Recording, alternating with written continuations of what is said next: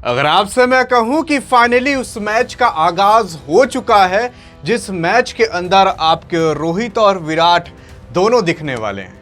India versus Australia का match आखिर कब, कैसे, कहां होगा, उसी के साथ साथ भारत का पूरा स्क्वाड क्या बनाया गया है, आखिर वो कौन कौन से खिलाड़ी होंगे जो आपको खेलते हुए दिखाई देंगे। लेकिन सवाल ये उठता है कि आखिर किस तारीख को दिखाई देंगे, क्योंकि हाल फिलहाल इसी 9 सितंबर से 28 सितंबर तक एशिया कप आने वाला है। एशिया कप के बाद 4 दिन बाद जैसे ही 2 अक्टूबर आएगा तब से इंडिया बनाम वेस्ट इंडीज का कुछ मैच आने वाला है। लेकिन अभी ये पता नहीं चला कि आखिरकार इंडिया वर्सेस ऑस्ट्रेलिया का वो मैच कब आएगा जिस मैच के अंदर आपको रोको यानी कि रोहित और विराट दोनों दिखाई देंगे। आइए जानते हैं कि आखिरकार वो मैच कब, कैसे और कहां होगा।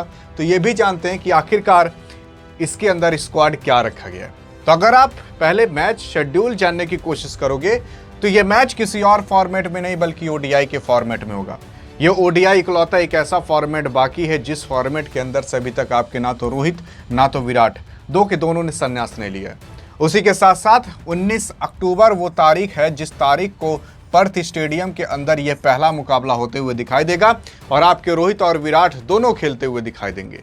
उसके बाद दूसरे ओडीआई के अंदर 23 अक्टूबर को एडिलेड के अंदर खेला जाएगा और ये दूसरा ओडीआई होगा। लेकिन तीसरे ओडीआई की बात करें तो तीसरा ओडीआई कहीं और नहीं बल्कि एससीजी गार्डन के अंदर खेला जाएगा 25 अक्टूबर को और यहाँ पर तीसरा ओडीआई होगा। ये इकलौता भी का इस 2025 का ऐसा मैच होगा जहाँ पर रोहित, विराट और बुमराह आपको तीनों साथ एक साथ दिखाई देंगे। हाँ, बस वो एक बार चैंपियंस ट्रॉफी वाला मुकाबला छोड़ देना, यानी कि ओडीआई का मुकाबला छोड़ दो तो ऐसा कोई मुकाबला है नहीं जहां पर आपको रोहित, विराट और बुमराह एक साथ अब दिखाई दे सकते हो, क्योंकि ये दोनों ने टी20 और टेस्ट से तो संन्यास ले ही लिया है। बस ओडीआई मुकाबला बचा है जहां पर आपको वर्ल्ड के टॉप प्लेयर दिख सकते हैं। लेकिन अब अगर आगे बात करें कि आखिरकार क्या स्क्वाड रखा, आइए एक एक करके बात करते हैं। तो सबसे पहले कोई और नहीं बल्कि आपके कप्तान साहब रोहित शर्मा रहेंगे। जी हाँ, कप्तान रहेंगे, क्योंकि बीसीसीआई ने कह दिया है कि इनकी मर्जी, जब तक मन करे थे तब तक खेलें। बस ये है, परफॉर्मेंस देते रहें और बीसीसीआई के नियम कानून पर चलते रहें।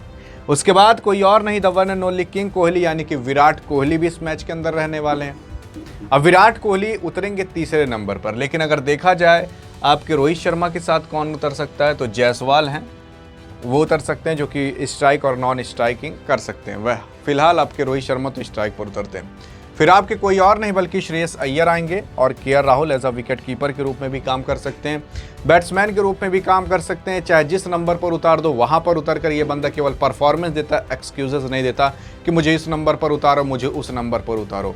जहां पर भी उतारो परफॉर्मेंस ही मिलेगा। इसके बाद अगर आगे देख लिया जाए तो कोई और नहीं बल्कि आपको खेलते हुए दिखाई देंगे ऋषभ पंत। ऋषभ पंत के पैर की हड्डी टूट चुकी थी, वो उंगली की पैर की हड्डी, तो वो अब ठीक हो चुकी है।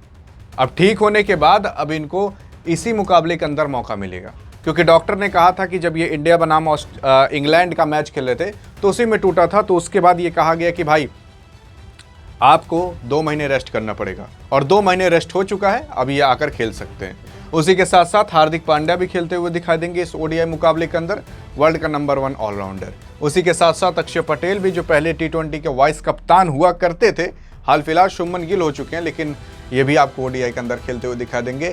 जडेजा साहब भी दिखाई देंगे, द वॉरियर कुलदीप यादव भी दिखाई देंगे जिनको कि चाइनामैन कहा जाता है। लेकिन आप एक चीज देख रहे हो, इसके अंदर आपको शुभमन गिल नहीं दिखाई दिए। देखो, शुभमन गिल आपको इसलिए नहीं दिखाई दिए क्योंकि वो बंदा लगातार मैचेस खेलते आ रहा है। आईपीएल बीता, उसके बाद इंग्लैंड के खिलाफ, एशिया कप, वेस्ट इंडीज के खिलाफ, अब ऑस्ट्रेलिया के खिलाफ। अब ऑस्ट्रेलिया के खिलाफ इसीलिए ड्रॉप कर दिया गया ताकि भाई स्क्वाड के अंदर और भी लोग हैं जिनको कि मौका देना चाहिए। और उसी के साथ साथ कहा जा रहा है कि भाई आगे चल कर क्या पता श्रेयस अय्यर ही कप्तान बने, इस वजह से कहा जा रहा है श्रेयस अय्यर को खिलाया जा रहा है गिल की जगह। गिल को टी20 और टेस्ट में ज़्यादातर रखा जाएगा। लेकिन एक चीज़ डाउट है यार, वो बंदा वर्ल्ड का नंबर 1 बैट्समैन ओडीआई के अंदर है। अब ओडीआई के अंदर अगर उसको बैटिंग ना मिले तो क्या बात होगी। मतलब जिस फॉर्मेट में आप तगड़े हो उसी फॉर्मेट में आपको खेलने को नहीं मिला। अब यार देखो, इसलिए नहीं मिला क्योंकि यहाँ बीसीसीआई भी सही कर रही है, क्योंकि वो बंदा लगातार मैचेस खेल रहा है, एक बार तो रेस्ट मिलना ही चाहिए।